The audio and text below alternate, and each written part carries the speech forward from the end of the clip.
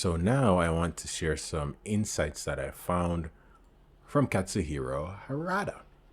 Now, the thing that kind of made this video difficult to make is that there's so much different information in different places that it was kind of hard to really pin down where all the data is, what was accurate, what was hearsay, right? But luckily, Harada is pretty active on social media. So it's good to like go to his Twitter and actually see that he wrote a tweet about something. So what he did was he actually put out a fan poll on X slash Twitter. I'm just gonna call it Twitter, right? So on Twitter, he put out a fan poll where he's asking, not officially, right? He's asking what characters are people interested in. So we're not gonna read all this. We're gonna focus on what Harada said. So there are two parts. He did poll 1 and poll 2. So block A. There are 2 survey tweets, total 8 options. Survey results do not immediately affect anything, just a reference question for the community here. So immediately is the word that kind of dings me like, oh, it's not immediate. So could it be the case that it's going to be useful in the future? And by future, I mean Tekken 8. But we can see here that in the poll, he didn't say what the poll is for. He was like trying to be very mysterious. But he wanted to see out of these 4 characters, which ones would you vote for? And we can see here that Julia, of the 4, which was Eliza, Katarina, Julia, and Anna, Julia was the most popular one, 36% of votes. And then we got Anna, then we got Eliza, then Katarina. So I don't think Katarina's making it back in Tekken 8. Just looking at this, I'm like, she's done for. She's cooked. Julia's gonna be in. They've already teased Anna. So if Anna who's less popular than Julia, made it in, Julia's back. It's just win. It's a matter of time, baby. But granted, this, as he says, this poll doesn't immediately affect anything. It just could be like a fun community post. That could be the case. Now, block 2, same thing here. The characters would be Josie, Kunimitsu, Lucky Chloe, and Kazumi. So we're seeing here people really like Lucky Chloe, followed by Kunimitsu, then Josie, then Kazumi.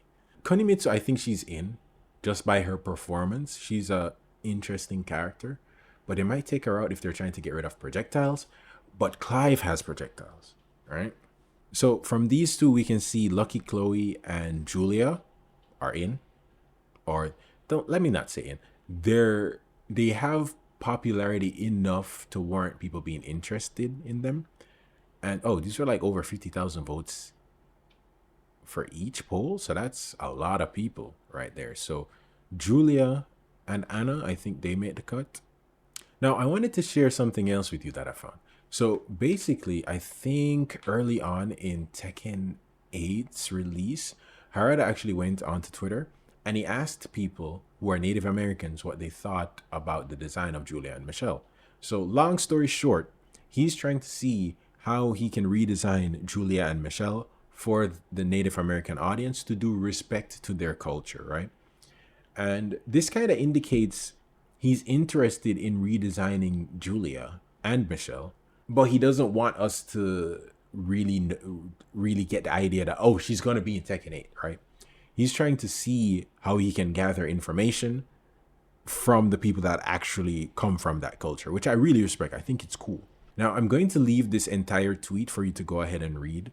I think the important part here is the fact that he is interested in bringing back or redesigning Julia slash Michelle.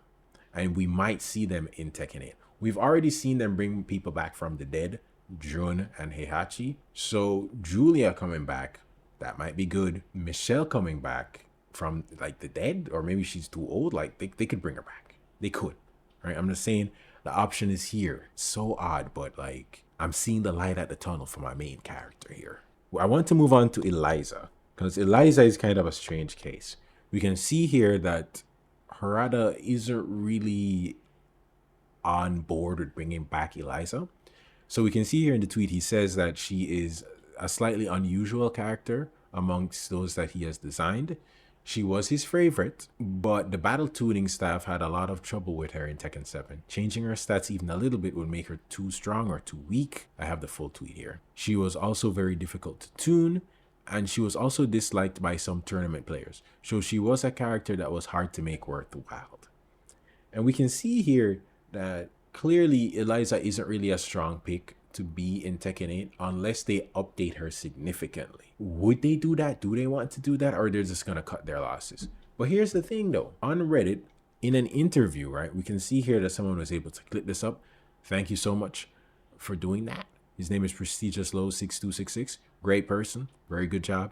We can see here that in an interview, Harada says that there are a lot of people that like looking at Eliza rather than playing her, right? So, well-designed character, very pretty. We can see the Eliza right here smiling like, hey, that's my favorite character, right? So that's really showing that she's popular amongst the players. And that counts for something. Popularity counts for something. So there are a lot of people who like her. She is popular with women too.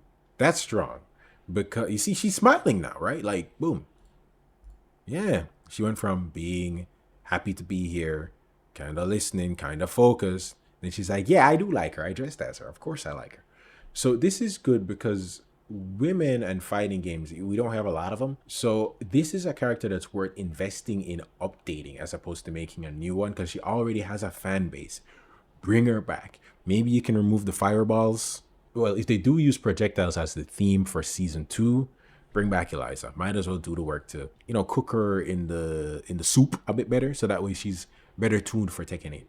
Also, Clive has projectiles. I want to reiterate that. He has projectiles. Nina has projectiles. So it's not like a foreign thing here. She's super popular with women. All right, so yeah, he's repeating that. She's very popular with women, which, fair enough.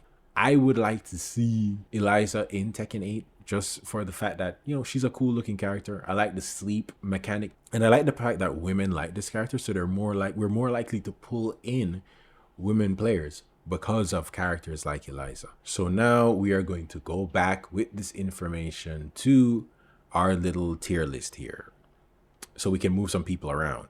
So we can see here Julia and Lucky Chloe might be stronger contenders than we thought. So maybe there's a medium chance that Lucky Chloe might return just because she's that popular. Eliza, unique case. She's a very popular character, but she didn't perform well. Who else can we move around? Let's look at this here. So Konimitsu, strong contender. Kazumi, she might be a story contender, right? But I still think she has a decent enough chance. Katarina is not making it here. Like she's got 24% for okay. 24% for Eliza. So Eliza might actually be a stronger contender than I thought. Interesting. So we can move her up. The thing with Kazumi is that she's a unique case because she has story significance. She's the only DLC character that's dead, in quotes. So they might bring her back. So, I mean, just bring her back, bro. You brought back Heihachi. That doesn't mean anything.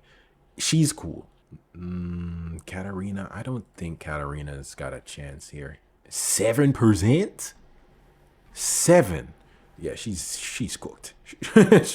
She's done, bro.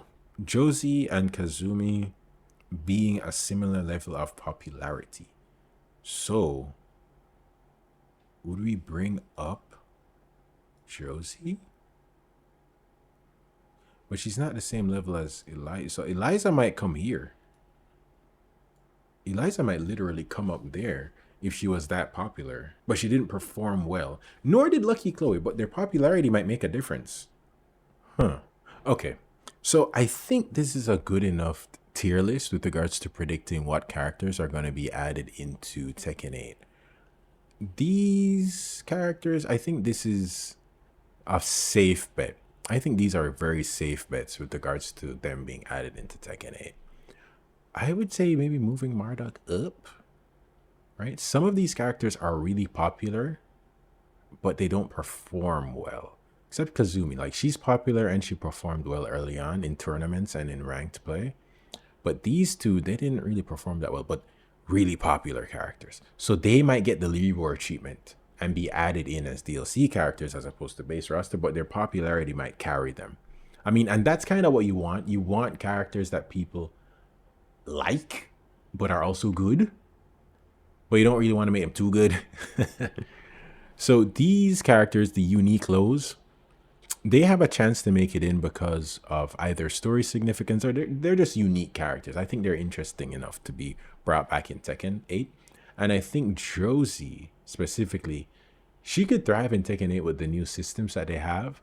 And I think she also has cultural relevance because I think she's from the Philippines, and there are many Filipino players. I don't know what the right terminology is there, but there are many players from the Philippines that like the idea of being represented in Tekken because who doesn't want to be represented? But I think they did a good job at designing this character. She's a very cool character in terms of personality, but they needed more refinement with regards to her combat ability. Master Raven, if they mixed Master Raven with like some Victor technology, that would be cool. Bob is Bob. I really like the idea of the big man. It's being a big man and fighting in Tekken, like, and not being a goofball, not being a goon. I really like that idea. Miguel, he's kind of. They might not bring him back just because he makes Shin look really bad. These four characters, they're so unimportant to the story, and they performed so poorly. Like, I don't think they're coming back. I really don't think so. These guys, they're done. These guys are not coming back. I would be surprised if they brought them back again, but that's like double dipping, bruh. I would see them going back and taking another character from these series, not necessarily The Walking Dead. They've already taken another Final Fantasy character. I don't remember what game he's from, but they might pull another character from the game that he's from. Similar with Street Fighter, they might take another character from Street Fighter and put them in Tekken. Like these characters, even though I think they have a low chance of making it in, they act really well as portfolio pieces for the Tekken team to show other companies that, hey, if you allow us to add your character to our game, we're going to do them justice. We're going to make them so cool that people are going to be like, whoa, who is this guy? I want to play him. Like, I now know Geese Howard because of Tekken 7. That's crazy, right? Like, they did a phenomenal job.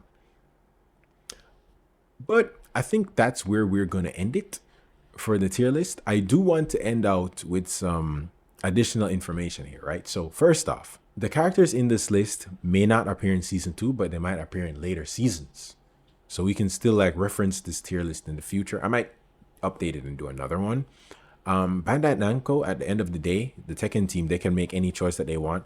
They could decide not to add any of the characters that we expected and just add wholly new characters, or some really old characters that I didn't have the chance to play with, so they would be new to me. They can make whatever choice they want. They could even like completely change the playstyle of these characters.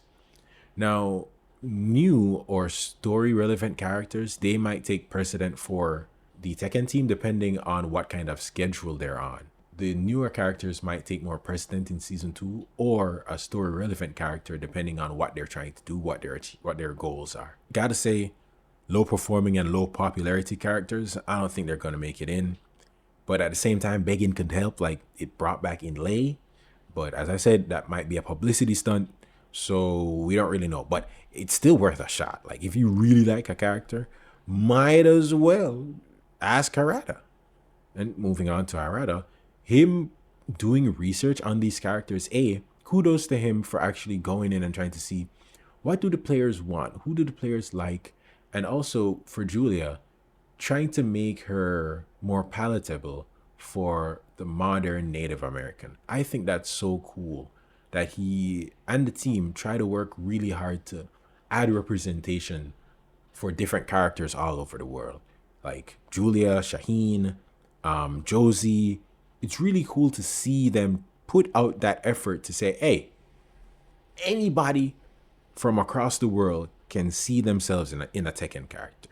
But finally, in closing, I want to say this. Negan is the best depiction of what the Tekken team can do with regards to another company's character or intellectual property.